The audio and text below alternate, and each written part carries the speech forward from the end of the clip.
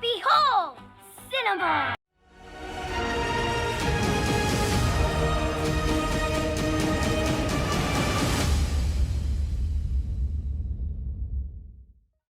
Hey everyone, I'm Sebastian from KateCast Reviews, and welcome to another episode of Stories from the Wasteland.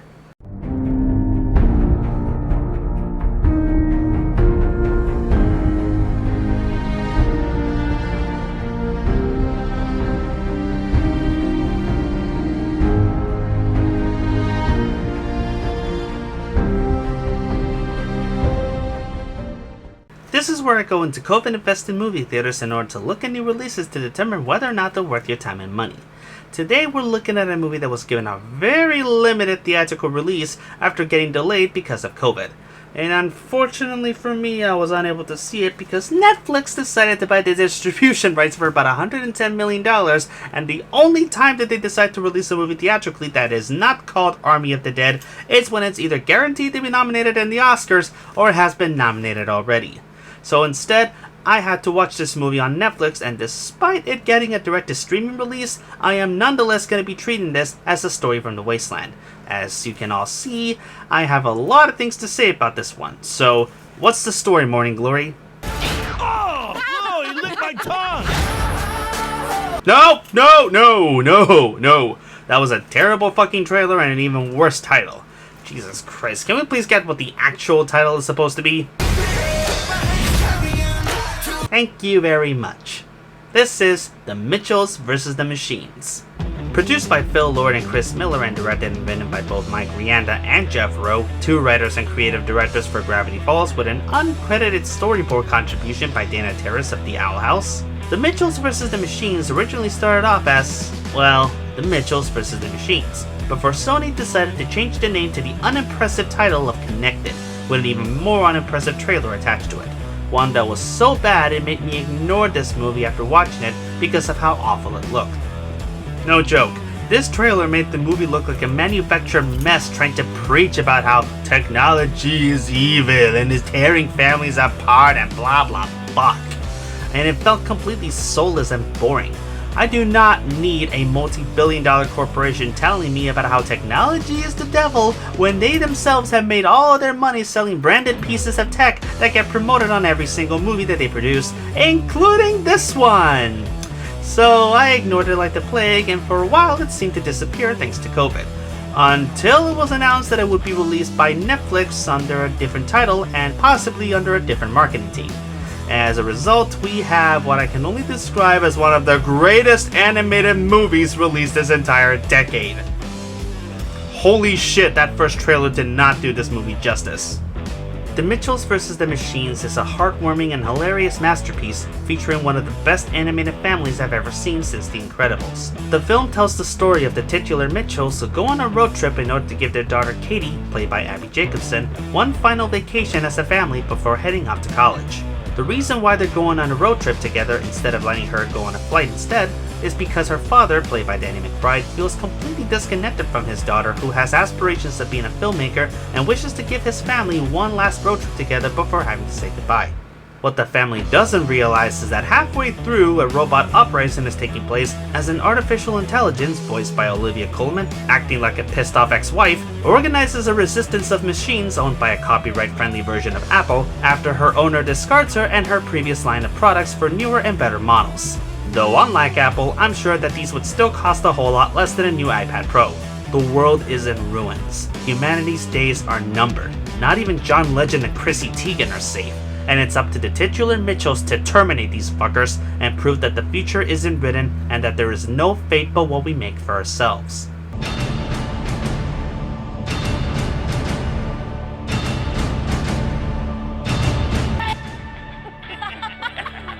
Pretty good, kid. Yeah, I couldn't resist. Also, if Katie's voice sounds familiar to anybody, it's because she voices her. Okay guys, listen up. I'm gonna try out my sheep call on you. No, wait, come back! Well, at least you kept them together. Cause I know you're watching, Erica. I still love you though. You're fucking dead. Unlike that annoying idiot from Disenchantment, Katie is both adorable, quirky, and relatable without coming off as pandering to any demographic. She's a social outcast who found a love for movies and became so obsessed that she became her own personal Sam Raimi and started doing movies at home with her adorable pugster as the main protagonist for most of them. She's extremely lovable, fucking hilarious, and happens to be one of the few animated characters I have ever seen to have actually been confirmed to be gay on screen, simply by the fact that they made her sexuality known without having to highlight it or stopping the movie dead on its tracks in order to spell it out, or having it come out of nowhere as some sort of idiotic twist in order to please the demographic of fans whom the majority likely don't even actually care about representation, but just want to see their stupid shippings get confirmed. Hint! Hint! Nickelodeon! Katie is a fantastic character on her own, but as I said before, she is only one part of this ridiculous ensemble of crazy and wonderful people that form part of her family. First off, we have Danny McBride as her computer illiterate father, Rick, who wants nothing more than for his family to stick together while trying to connect with his daughter after feeling that the two have drifted apart as years went by. McBride gives one of the funniest performances he has ever given in his entire career, while also giving off one of the most emotionally satisfying performances for any animated character ever. Though if anyone exerts emotion more so than anybody, it's Katie's mother, Linda. This is to save my family! A boobity boobity boobity boo! Not that, Linda! Maya Rudolph is a goddamn riot in this film, and proves to be the kind of super mom most wish they could live up to. She's caring, supportive, completely no nonsense, and is also the scariest fucking woman I have ever seen! God help me if I ever raise a kid stupid enough to bully her son. Speaking of her son, Aaron Mitchell is a wonderful little scamp who loves dinosaurs so much that he spends his free time calling people on the phone book trying to make conversation about dinosaurs. I should also point out that, while it hasn't been officially confirmed as far as my research is concerned, that Aaron displays many signs of being autism coded, based on the way that he was written and how he was represented on screen. Many fans seem to be in agreement and are seeing Aaron as a positive example of representation for those suffering from autism. And while it isn't fair or in good taste to compare, I feel more than comfortable enough to say that, intentional or not, this movie does a better job at representation for the autism community than this dangerous piece of shit ever did. Aaron also happens to be voiced by director Mike Rianda, who also worked on Gravity Falls, which was created by Alex Hirsch, who voices a character in the movie. Wait a minute. Hold on. No, something's up. Something is... I gotta research this. The Mitchells vs. the Machines is not the first time Alex Hirsch worked on a Sony Pictures animation movie. He also worked as a consultant in Spider-Man Into the Spider-Verse, which, despite being a Sony movie, is still a movie featuring a character that's owned by Marvel. That happens to be owned by Disney. Disney! It always leads back to Disney! Holy shit, there has to be a pattern here. It has to mean something, but what? What does it mean? What does it mean? What does it mean? What does it mean? Wait, I got it! A perfect pattern! Okay, after 7 hours, I think I finally cracked the code. I don't know what the hell any of this means, but it has to be this. This has to be the answer for whatever the hell it is. This is fucking gibberish, man! What the hell am I even doing at this point? Christ! Alright, well, that was a waste of time. What the hell was I even doing at this point? Oh yeah, now I remember. Let's talk about the animation. The movie is a feast for the eyes in terms of animation, and much like Spider-Man Into the Spider-Verse, it revolutionizes animation and does things that no other animated movie would even dare to do, since most animated movies nowadays are too safe and sterile. No risks and no challenges. That was not the case with the Mitchells vs. the Machines, which opts to combine stellar 3D animation with even more stellar hand-drawn animation for certain gags and jokes that would be easily missed for those not paying attention. This movie is hilarious, and the irony is that in any other movie, this would have been disastrous. Why? Because for as good as this movie is, and it is, this is basically a 109-minute long YouTube poop playing on the small screen. The movie is loaded with memes and references that serve as gags and jokes that really wouldn't be funny under any circumstances if the movie wasn't so goddamn sincere and earnest about itself.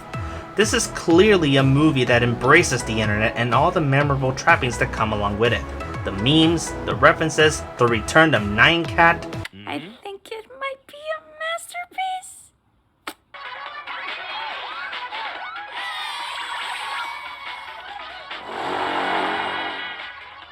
But more importantly, it isn't being cynical about it. That's probably the most important part.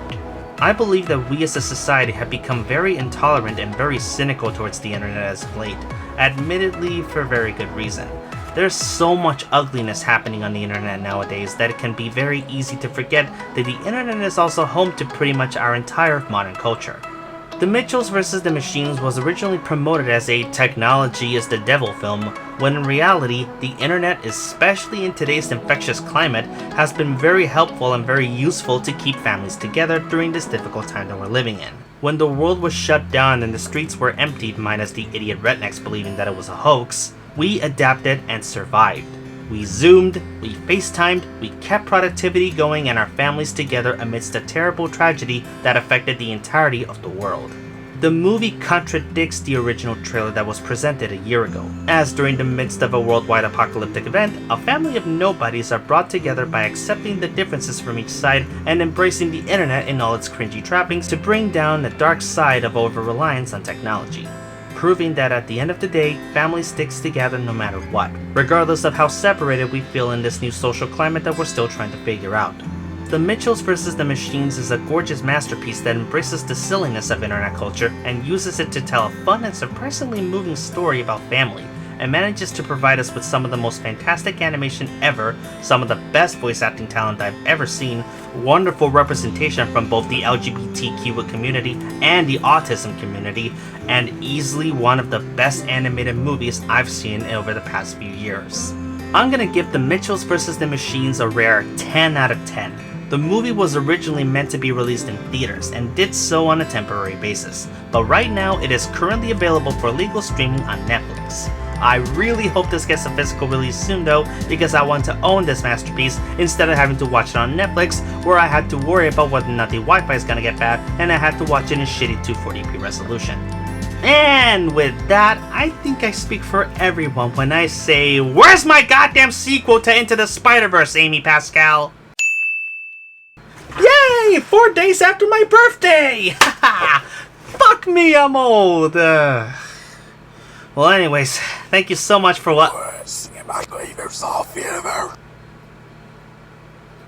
the hell was that?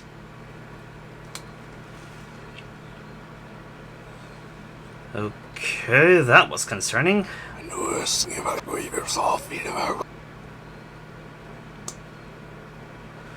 Jesus Christ. Okay. Well, anyway, thank you so much for watching, and if you like what you see here and you want to see more, be sure to like, comment, and subscribe for more content. And if you would like to support the show, then check out our Patreon page for bonus content and exclusive rewards, including the chance to get to request for a movie or show for us to review in the future. As always, I'm Sebastian from Cinemagan Reviews signing out, and I'll see you on the wasteland.